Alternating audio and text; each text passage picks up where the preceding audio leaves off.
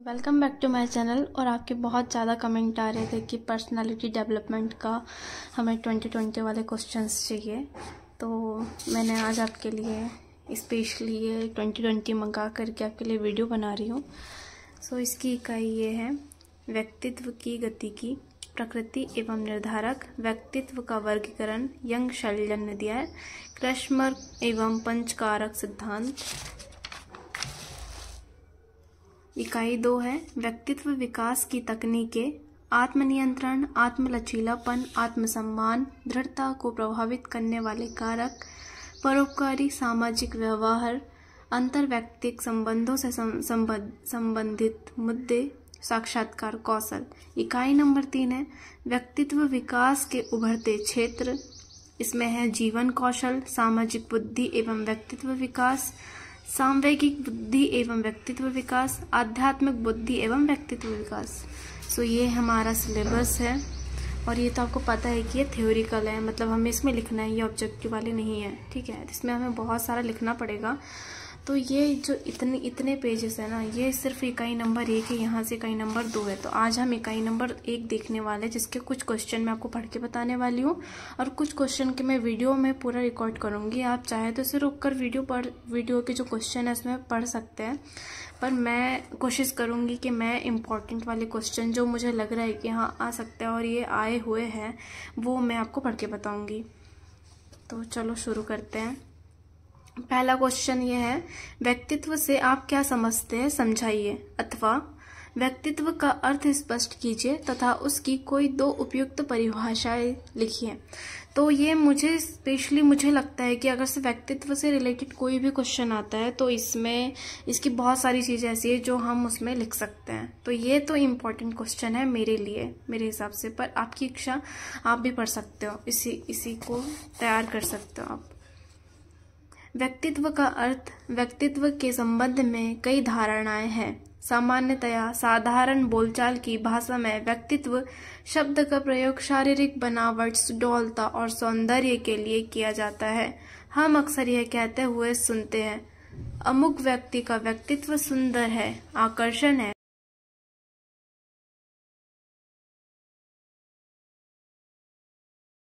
तो चलिए अब हम बढ़ते हैं दूसरे क्वेश्चन की तरफ। ये क्वेश्चन है व्यक्तित्व कितने प्रकार का होता है, समझाइए।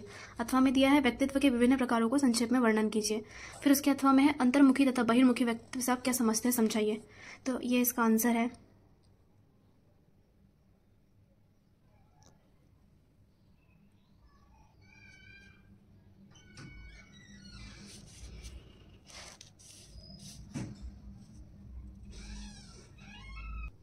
अब हमारा तीसरा क्वेश्चन है व्यक्तित्व का प्रत्यय का वर्णन कीजिए, व्यक्तित्व की परिभाषा का उल्लेख कीजिए। इसके अथवा में है व्यक्तित्व की परिभाषा देते हुए इसके प्रत्यय की व्याख्या कीजिए। इसका आंसर है व्यक्तित्व का प्रत्यय, इसमें ये डिटेल दी हुई है इसकी। अब व्यक्तित्व की परिभाषाएं, बहुत सारे लोगों ने जो परिभाषा दी है उसकी परिभाषा दी गई है। अब शील, गुण, स्वतंत्र, संरचना, संपूर्ण, ये पूरी डिटेल्स दी हुई है, जिसे आपको वीडियो रोक कर ही पढ़ना पड़ेगा। अब क्वेश्चन नंबर 4 पे जाते हैं व्यक्तित्व को प्रभावित करने वाले तत्वों का वर्णन कीजिए। इसका अथवा में है उन तत्वों का उल्लेख कीजिए जिनका व्यक्तित्व निर्माण पर प्रत्यक्ष या परोक्ष रूप से प्रभाव पड़ता है। शारीरिक तत्व, ग्रंथियों से संबंधित तत्व, वंशानुक्रम का प्रभाव, वातावरण का प्रभाव, मानसिक योग्यता का प्रभाव, रुचि विशेष का प्रभाव, सामाजिक वातावरण का प्रभाव, सांस्कृतिक वातावरण का प्रभाव, परिवार एवं विद्यालय का प्रभाव, सांवेगिक तत्वों का प्रभाव, अन्य बातों का प्रभाव। यहाँ तक ये क्वेश्चन आप इसकी डिटेल्स पढ़ लीजिएगा। प्रश्न नंबर 5 है व्यक्तित्व को प्रभावित करने वाले तथ्यों का मूल्यांकन कीजिए। उसके अथवा में है व्यक्तित्व को प्रभावित करने वाले तत्वों का वर्णन कीजिए। उसके अथवा में है व्यक्तित्व को प्रभावित करने वाले कारकों का वर्णन कीजिए। इसका आंसर ये रहा। शारीरिक तत्व, ग्रंथियों से संबंधित तत्व, वंशानुक्रम का प्रभाव, वातावरण का प्रभाव, मानसिक योग्यता का प्रभाव, रुचि विशेष का प्रभाव, सामाजिक वातावरण का प्रभाव, सांस्कृतिक वातावरण का प्रभाव, परिवार एवं विद्यालय का प्रभाव, सांवेगिक तत्वों का प्रभाव। अब हम आते हैं क्वेश्चन नंबर 6 पर, जिसका यह क्वेश्चन है व्यक्तित्व के लक्षणों एवं आयामों का संक्षेप में वर्णन कीजिए। व्यक्तित्व कितने प्रकार का होता है, व्यक्तित्व की परिभाषा दीजिए, व्यक्तित्व के समाजशास्त्रीय प्रकार बताइए, व्यक्तित्व के विभिन्न प्रकारों को संक्षेप में वर्णन कीजिए, अंतर्मुखी तथा बहिर्मुखी व्यक्तित्व से आप क्या समझते हैं, समझाइए। ये रहा इसका आंसर। शरीर रचना के आधार पर अलग बताया गया है, समाजशास्त्री के आधार पर अलग और मनोवैज्ञानिक प्रकार में अलग। अब आते हैं हम लोग 7वें नंबर के क्वेश्चन पे, जिसमें लिखा है संतुलित व्यक्तित्व की विशेषता का वर्णन कीजिए। संतुलित व्यक्तित्व की विशेषताएं: आत्मचेतना, सामाजिकता, एकता एवं एकीकरण, सामंजस्य, दृढ़ इच्छा शक्ति, निर्दिष्ट लक्ष्य की प्राप्ति की ओर अग्रसर, शारीरिक एवं मानसिक स्वास्थ्य, विकास की निरंतरता। अब हम आते हैं क्वेश्चन नंबर 8 पर। व्यक्तित्व से आप क्या समझते हैं, इसकी विशेषताएं लिखिए। व्यक्तित्व की परिभाषा दी हुई है, इसकी विशेषताएं दी हुई है, 4 विशेषताएं, और ये डिटेल्स दी हुई है। अब आते हैं प्रश्न नंबर 9 पर। व्यक्तित्व के अध्ययन के प्रमुख उपागम कौन कौन से हैं, वर्णन कीजिए। तो ये व्यक्तित्व के अध्ययन के प्रमुख उपागम। अब आते हैं हम क्वेश्चन नंबर 10 पर। व्यक्तित्व के विभिन्न प्रारूपों या प्रारूप उपागमों की व्याख्या कीजिए। व्यक्तित्व के विभिन्न प्रारूप उपागमों की व्याख्या कीजिए। व्यक्तित्व की विभिन्न विद्वानों द्वारा किए गए वर्गीकरण का वर्णन कीजिए।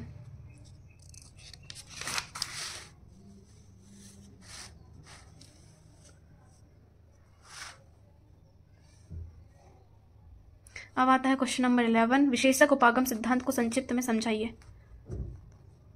अब आता है क्वेश्चन नंबर 12। जीवन इतिहास विधि तथा व्यवहार परीक्षण विधि को संक्षेप में वर्णन कीजिए। या जीवन इतिहास विधि से क्या तात्पर्य है, इस विधि के दोष लिखिए।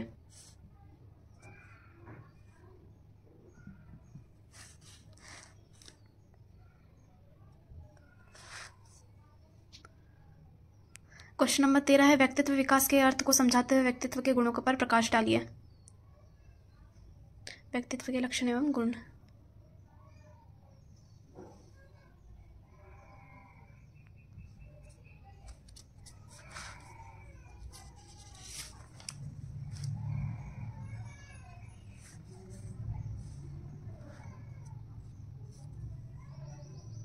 प्रधान गुण, विपरीत गुण। आल्पोर्ट के बारे में बताया गया है प्रश्न नंबर 14 में। आल्पोर्ट का विशेषक सिद्धांत क्या है, संक्षेप में वर्णन कीजिए। यहाँ पे आपको संक्षेप में वर्णन करना है सिद्धांत का, जो फुल डिटेल इसमें दी हुई आप पढ़ो। कैटल के व्यक्तित्व कारक सिद्धांत को संक्षेप में से समझाइए। व्यक्तित्व के पंचकारक मॉडल क्या है? अनुभवों के लिए खुलापन, बहिर्मुखता, सहमतशीलता, तंत्रिका ताप, अंतर्विवेकशीलता। अब क्वेश्चन नंबर 17 है। व्यक्तित्व के पंच आयामी सिद्धांत का वर्णन कीजिए।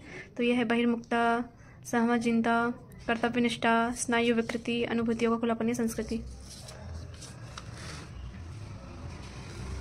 क्वेश्चन नंबर 18 है। व्यक्तित्व के स्वरूप के संदर्भ में आइजेंक का क्या योगदान रहा है, स्पष्ट कीजिए।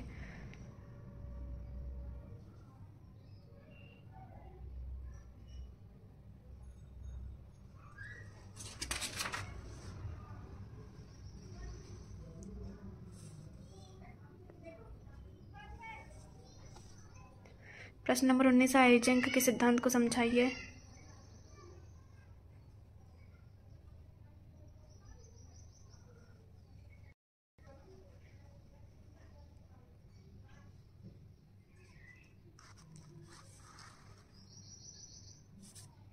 आज के लिए बस इतना ही, देखते हैं नेक्स्ट पार्ट में। Thank you, best of luck.